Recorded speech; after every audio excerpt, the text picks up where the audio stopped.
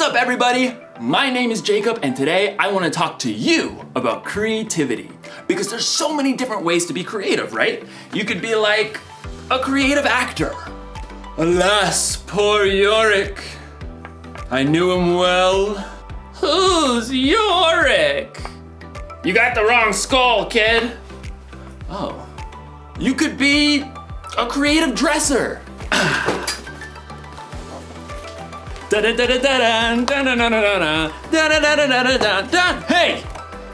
You could be like a creative, I don't know, scientist? But most of the time when you hear the word creativity, you think of something like this. A work of art. Or maybe you think of something like this. Wonder what's got him so anxious. Oh! Oh! Ugh, ewy. In today's story, you're going to hear about the very best creation of all time. Actually, it's the very first creation of all time. It's where creativity was born. And cockroaches. No, it's good. It's indescribable. See you in a few. The Bible. It's 66 books of history, stories, letters, and poetry that fit together to form God's one big story. The epic adventure of how He created us and loves us so much that He made a way to rescue us. As we travel through the Bible, from Genesis to Revelation, we discover people who met God and found their lives changed forever. Now, for an amazing story. Inspired by the book of Genesis, chapters 1 and 2. In the beginning. The very beginning. Before the first breath. Before the first flash of color. Before the first moment in time. There was nothing. Nothing. Nothing except God. But when God saw nothing, He saw a blank canvas. He saw the perfect backdrop for a work of art beyond imagination. So, God created. From absolutely nothing, He brought forth the heavens and the earth.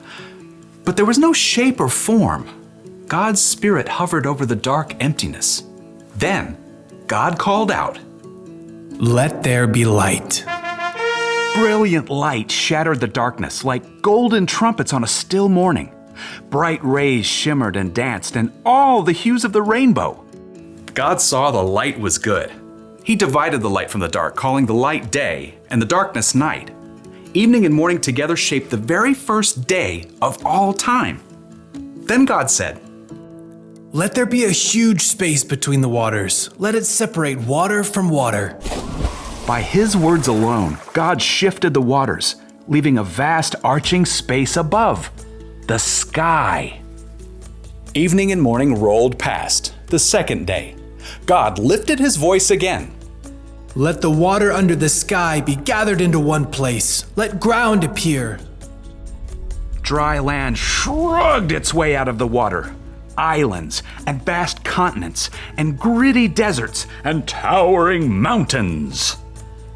God called the dry ground land, and He called all the gathered waters seas. But God had even bigger plans for this day. "Let the land produce plants, and let there be trees on the land." In moments, tall grasses unfurled across the plains, and giant redwoods shot up from the dirt. Flowers and grapevines and carrots and corn sprouted and flourished. God saw that all of it was good. That evening and morning closed out the third day. "Let there be lights in the huge space of the sky. Let them separate the day from the night." At the sound of God's voice, the blazing sun exploded into being. The silvery moon spun out. Stars and galaxies flooded into space, filling the universe. Pew, pew, pew. God set the sun to rule the day, and the moon to rule the night. And God saw it was good. That evening and morning made up the fourth day. But God wasn't done painting his masterpiece just yet. Let the seas be filled with living things. Let birds fly above the earth and across the huge space of the sky. Instantly, the seas and rivers and ponds writhed with dolphins and octopi, salmon and minnows. Eagles soared and bluebirds nested, while ostriches stretched their long necks. God saw they were good. That evening and morning formed the fifth day. But God kept working on his creation. Let there be livestock and creatures that move along the ground and wild animals. At once, animals of every kind appeared. Elephants thundered through the forests, and squirrels darted up tree trunks. Monkeys chattered, and pigs rolled happily in the mud. God saw it was all good. But he had one more creation in mind. Let us make human beings so that they are like us. Let them rule over the fish and the birds. Let them rule over all the animals. Then, with his own hands, God formed the very first man and the very first woman, Adam and Eve. I'm me. And you are you. And this place? It's beyond words. Unlike the animals, God made people in his image to reflect him. Have children and fill the earth. Rule over the fish and the birds and every living creature. I am giving you every plant on the earth for food. God looked over everything he had created and saw that it was very good. That evening and morning were the sixth day. And on the seventh day, God rested. His work was finished. His glorious creation was complete. But because God had formed people in his image, they too could reflect his imagination and creativity. The possibilities ahead of them were endless.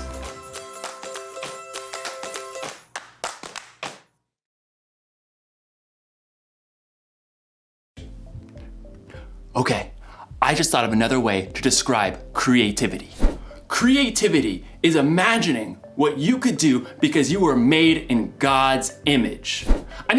God created everything, right? He made the stars and the planets and the mountains and the oceans. He made dogs and cats and elephants and ostriches. But when he made us, it got personal.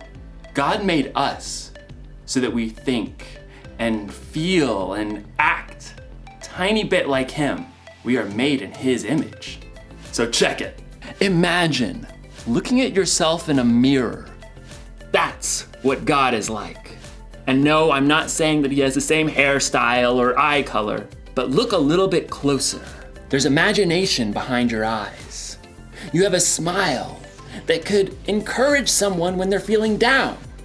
And your hands that could help someone lift a heavy load. Ugh.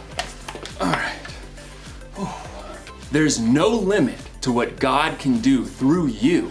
That's because there's no limit to God's creativity. That's the one thing to remember today. There's no limit to God's creativity.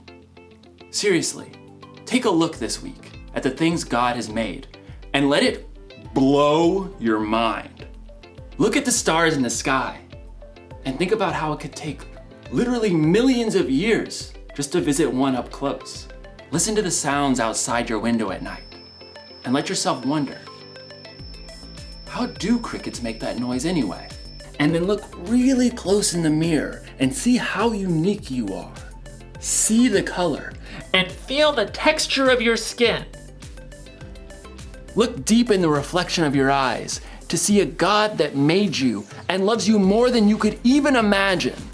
That should give us all a lot to think about.